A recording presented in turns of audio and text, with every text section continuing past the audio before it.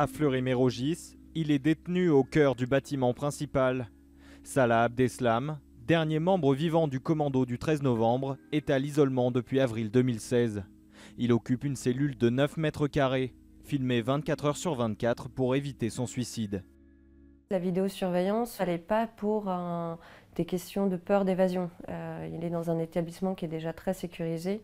La seule logique, en fait, c'est de le maintenir en vie, d'empêcher toute forme de passage à l'acte suicidaire, dans la perspective de l'amener vivant au procès.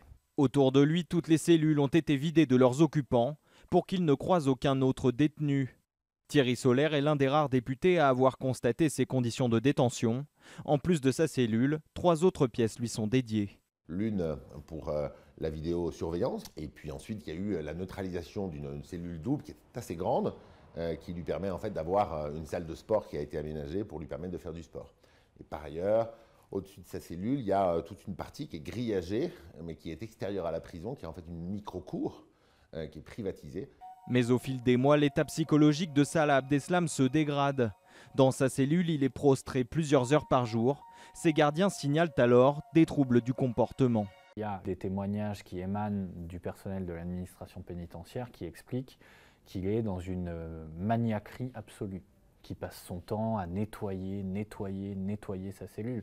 Donc c'est effectivement le comportement de quelqu'un qui est à l'isolement total et qui adopte tout un certain nombre de comportements psychiques particuliers.